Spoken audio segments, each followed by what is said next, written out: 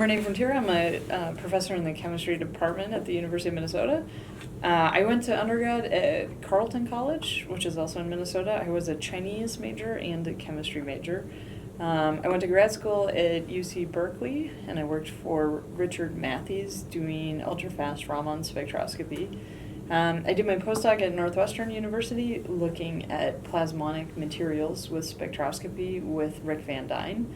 And then I started my research group here in 2013, where we do a lot of work on applications and development of new Raman spectroscopies.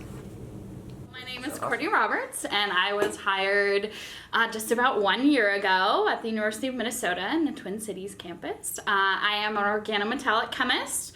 A little bit about my background is I went to undergrad at Pepperdine University, and that's in California, and I actually fell in love with the University of Minnesota very early on because my advisor there is a Minnesota grad. He did his PhD here. So I've known about the University of Minnesota for quite some time. I went to graduate school at the University of North Carolina. I was the very first graduate student in a new lab. I worked for Simon Meek. He's an organic chemist. And after I graduated from grad school, I went to the University of Michigan for my postdoc, and I worked with Melanie Sanford there on organometallic chemistry, and now I'm here. My name is Dennis Cao. I'm an assistant professor of chemistry here at Macalester College. I started in 2015. It's now 2020, so coming up on 5 years. I do mostly organic materials chemistry, so a little bit of the synthesis, a little bit of the characterization, a little bit of putting things in electronic devices. And all of the work here is done with undergrads, and it's a great career. I'm happy to share a little bit more about it with you. My name is Amanda Vindedahl, and I did my undergraduate degree, my Bachelor's of Science, at the University of St. Thomas in St. Paul, Minnesota. My advisor was Dr. Christine Wammer. I then moved on to the University of Minnesota, Twin Cities, for my graduate PhD work. My advisors were Lee Penn and Bill Arnold from Civil Engineering. And then my postdoc experience was also at the University of Minnesota, Twin Cities, with Bill Arnold and Paige Novak over in Civil Engineering. From there, I moved on to Minneapolis Community and Technical College, where I have been a temporary full-time faculty member, an adjunct, for the past 2.5 academic years. I looked at the notes I had taken during seminars. I'd gone to seminars in grad school at my postdoc, and through that I kind of found like some themes that I was really interested in, and used that to sort of develop research proposals. Over the course of about a month, I worked on these proposals, put them together very quickly. I didn't actually have time to get a lot of people to read them. This is a bad thing. I don't recommend it. But that is what I ended up doing. The year I applied, the earliest applications were due September 15th, so I spent sort of a month putting things together and thinking about it. But really, at the beginning of August, I did not have, research proposals in mind. So I guess the moral is it's possible to do it really quickly, but I think, sort of in the back of my head, I had been thinking about what types of problems I wanted my group to work on for a long time. I just hadn't actually put it down on paper. What I recommend to people to make their lives less stressful is to, start thinking about it in May and June and start talking about your ideas with other people, because that's really the interview process, is convincing people your ideas are good and exciting. And so doing that earlier, before there's a lot on the line, I think is really good. But that was my experience. I started preparing very early. That would be my biggest advice to anyone who wants this job. So, people will say, oh, I've been thinking about these ideas for my proposals for a really long time, and that's great, but, I jotted down anything in the seminar that I thought was interesting or a field that I possibly wanted to get into, just anything I thought was something I want to perhaps build a career on. But I didn't have my proposals completely formulated. But what I did start with in about February of the year that I applied was putting together all the application documents. apart from the proposals. And I wanted to get those done because you really do want to put a lot of effort into things like your cover letter, your teaching statement, your diversity statement, your CV, your previous research experiences, anything that the job application requires. You just want to make sure you can get those things done, proofread, get feedback on them before sort of embarking on the big part of it, which is really putting words on paper for your proposals. So I made sure all those extra documents were done by around May or June of the year that I applied, and then I got started working on my proposals. And so, you still have to, you're still getting paid to be a postdoc during this time period, so balance is key. So what I did to prepare for my proposals is, I really started getting together the references and everything like that after work. So I would go to a coffee shop after work pretty much like 3 or 4 days a week, and on the weekends as well, and start putting my proposals together.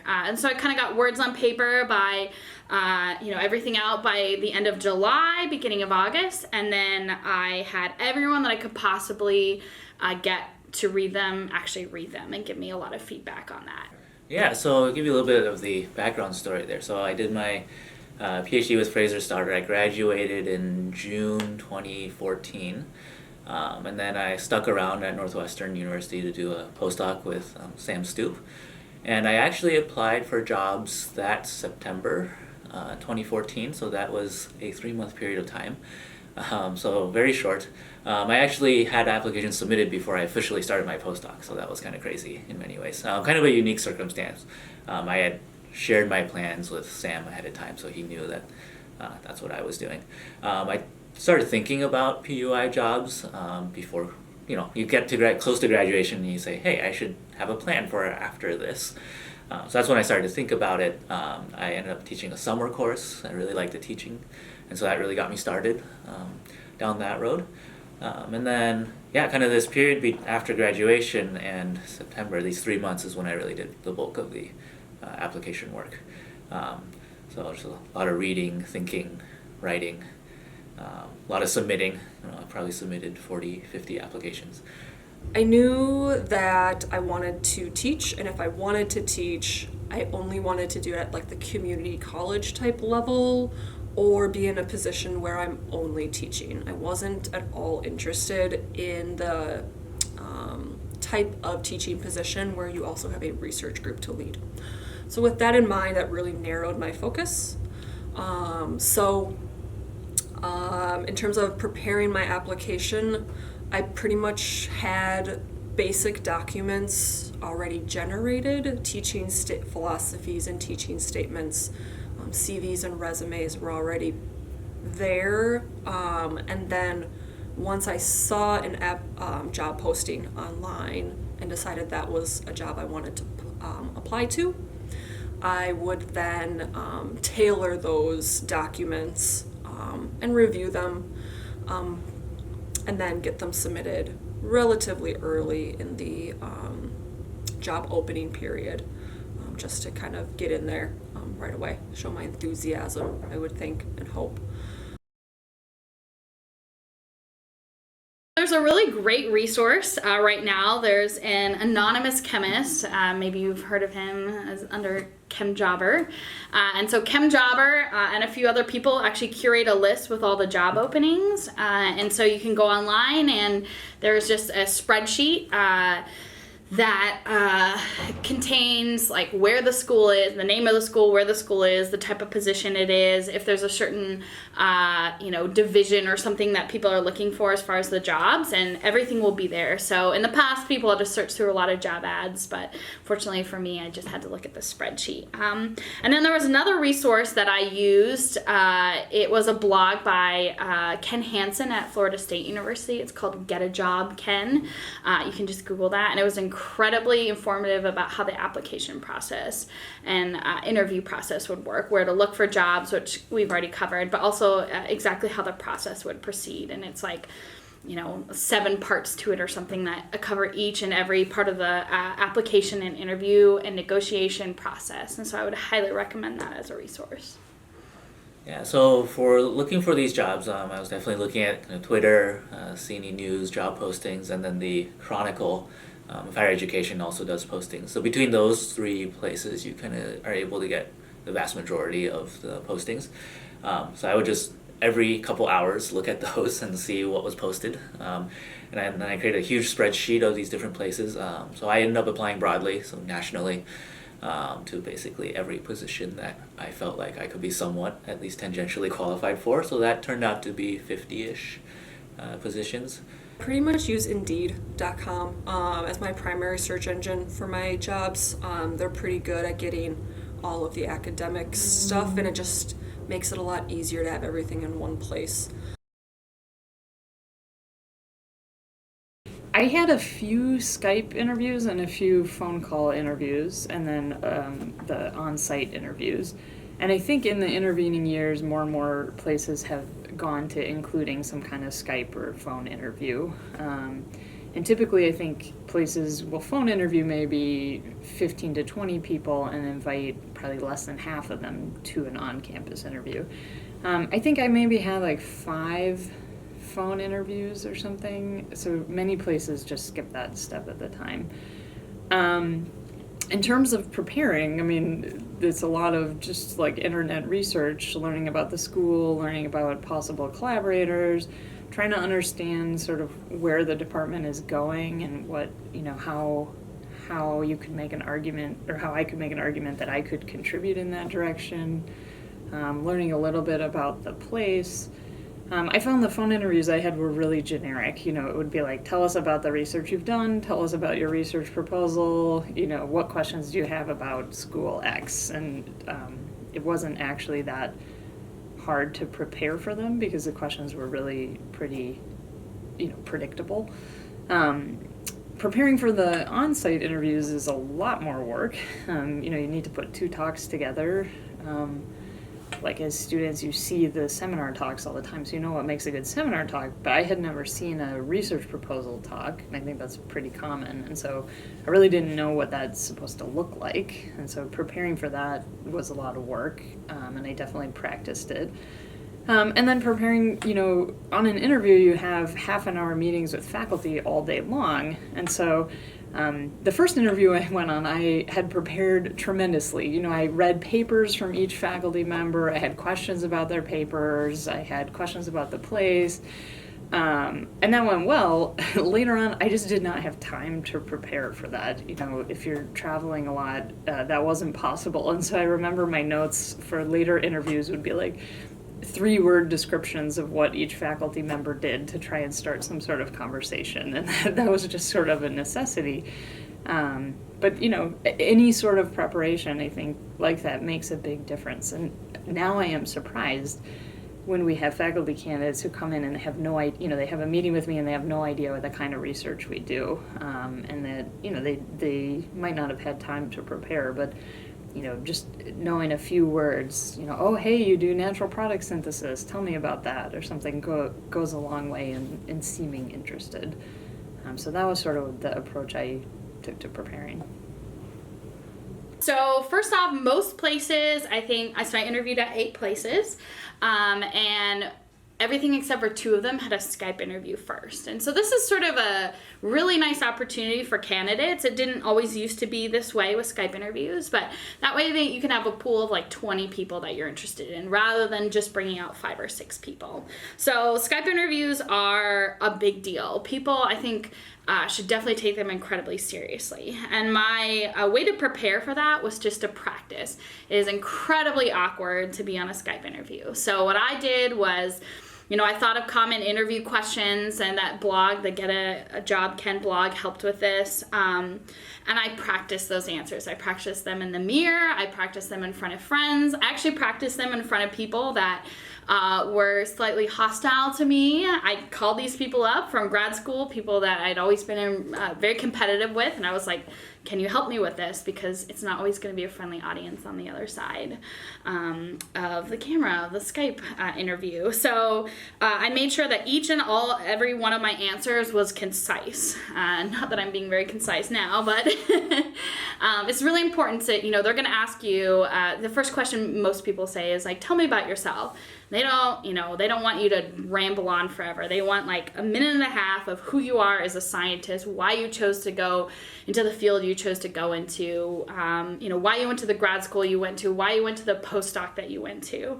They want all that information and they want it very quickly. They'll ask you questions about lab size. They'll ask you questions about your research as well. Just everything needs to be very practice and very concise, and so I just practiced over and over and over again.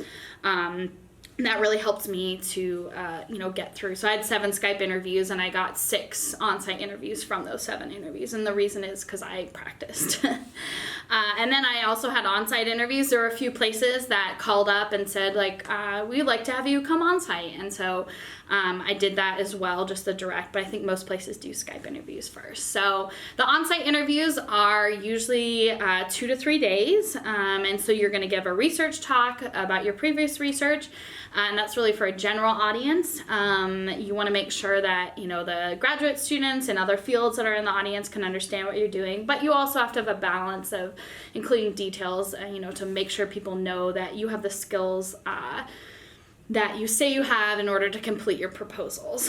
And then you'll have a talk just in front of the faculty that is almost like a defense of your proposals. And so it sounds really scary, but it can actually be really, really fun, because rarely in your entire scientific career are you going to get 30 faculty members in a room evaluating you and giving you suggestions, and those can be incredibly helpful. So it sounds really terrifying, but it can also be a really, really fun scientific conversation. You also have office meetings with faculty members between 30 and 35 minutes, where they just ask you things about, like, if they're in field, they'll ask you questions about your science, and if they're out of field, it will be more questions about how are you going to run your group, why are you interested in this particular university, will you actually live there, and then oftentimes you get the opportunity to have lunch with a group of students as well, and they will ask you things that the faculty will not. So something to be prepared for. They'll ask you questions that people would call illegal questions, just because they're interested in who you are. They don't have any malicious intent, but you'll get questions that will be like, oh, people are not supposed to ask you that. But it's a really fun process to go on these interviews. You get to meet a lot of really amazing scientists that you've looked up to for years, and you have the opportunity to possibly be part of their department. All of these, I think all of them, all the various interviews I had started with a phone interview. These would typically be with the search committee. There'd be maybe 8 to 10 people in the room. I feel like any phone interview is always a little bit of an awkward process, because you get disembodied voices, or you have the Skype conversation in a poorly lit room. But my sense now, especially after the fact, is that they're really screening for, is anybody here like a hard no? Like, for whatever reason, is this just not a good fit, right? And so in that sense, it's, looking back now, it's easy to say it's hard to fail the phone interview. But I did do a lot of preparation for those. I was really studying. I tried to study up on each school, tried to learn as much as I could about their major, the way they structure their classes, especially with PUIs, having a focus on teaching. I really thought about what classes I would be teaching. So that's usually obvious from job postings. But even then, you kind of want to look at what kind of maybe specialty courses they want to offer or do offer. If there's anything kind of interdisciplinary you might be able to offer, things like that. I thought a little bit about pedagogy, so what techniques I would use, would I be lecturing, active learning, just make sure I had those things in mind. And I think at various PUIs, the amount of research expectation will differ, but you want to have in mind, they're going to want you to do some type of science at some point. And so being able to answer questions about how much science you want to do, how are you going to bring in undergrad students to do that science, and then if the research expectations of the school are higher, you want to be able to talk about funding and all that. So I definitely went through, made a list of all the reasonable funding sources and I kind of had an idea of what I'd be applying for in the next few years. Let's say I started the job. My impression is that it kind of depends on which type of role you're applying for. So when I was applying for the temporary or adjunct position at MCTC. It was just a face-to-face type interview. It was a couple of weeks before the fall semester started. I was actually teaching at MCTC that summer because they needed an instructor last minute. And so I was actually interviewing for the fall job while I was teaching that summer course, which was unique and different. But that face-to-face interview was with a small committee. It comprised of the dean of the school, 2 of the chemistry instructors, and then there was a non-chemist also on the committee. It happened to be the biology lab assistant, so they could offer a different type of perspective. And they really just asked me questions about, what kind of is your teaching style, what would you do in like a unique scenario that maybe you had a difficult student, how would you handle that? And then there was a couple of interpersonal type questions, like how would you interact with like your colleagues? Now I'm also in the application process for an unlimited or a tenure, I guess, equivalent type position at Normandale Community College, which is also a Min-State school. And that application or interview process has been twofold. They had a 20-minute phone interview with me where they asked me 5 questions, really vague, or not vague, very broad type questions. What's your teaching style? What's the definition of diversity to you? And I can't think of other ones. But really just big idea type questions. I was fortunate enough to get onto the second phase of that interview process. So I have an on-campus interview where they will have me meet with the hiring committee, which again is comprised of some chemistry faculty, an HR rep, and then a physicist, I believe, so an outside chem member. And then there's going to be like a lab tour. There will be a 15-minute teaching demonstration, and they gave me the topic that I am to lecture on for, and then they told me like the course particulars that I should be gearing my lecture towards. Campus tour, and then there's a one-on-one meeting with the dean as well. To prepare, there's only so much you can really do to prepare. Really, I reviewed my application documents to make sure I was just familiar with all the dates and any particulars in case they asked me specifics. And then just really reflecting on any sort of experience that I had while teaching that could potentially come up as examples for other situations. Like, I keep reminding myself of when I had a difficult student and what did I do to handle that situation and how was it resolved, and just reminding myself of some of the things I have done. I was part of a 2-body search. I was trying to find a 2-body solution, and so we essentially applied to absolutely anything somewhat closely related to what we think we could teach or what we wanted to do, and anywhere we thought we would possibly be happy living, we applied. And I think my main recommendation in that regard is apply everywhere that you might possibly go to, even if you think it might not be exactly the right fit.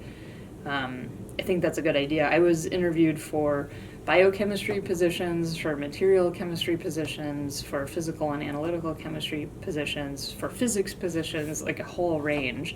And I think that helped. But your odds of success are definitely best in the areas closely aligned with your research. I was actually surprised by how well it went and how well universities were prepared for 2-body situations. And I think, having been here for a couple of years now and seen this on the other side, like, we get it. Like, most people have significant others, and this is not a surprise, and I think people are prepared for that. So we spent a lot of time worrying for it. In terms of interviewing, I think the main impact was that I didn't cancel any interviews. Like, I went on pretty much every single interview because I knew the odds of getting two positions in the same place, it's harder than getting one position. I think everybody knows that. And so I didn't want to throw away any opportunities. And so that meant if it were just me, I would have not gone on some interviews probably. Like, interviewing is a lot of work, and it's great to go on interviews. I was really happy to go to so many, but that was, I think, the main difference. And then, there was a lot of stress about when do you tell people, when do you bring it up, and that, that's something that someone who's not trying to solve a two-body problem doesn't deal with.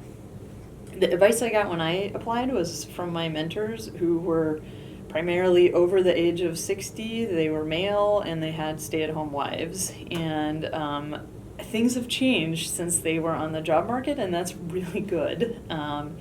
And the vast majority of places, when I mentioned I had a two-body problem, were totally unsurprised, and actually many places were excited by the prospect of hiring two people at once, and then those two people probably staying at the university. It's harder to move then later on too. And so people, at some places, Minnesota was one of them, were actually very excited by this two-body situation. And so, I got advice like, take off your wedding ring and hide it and don't mention it. And I think that advice is way outdated. That's my opinion. But I think, not being afraid of bringing up that if there is a two-body situation is something that my thinking has changed a lot on after the fact.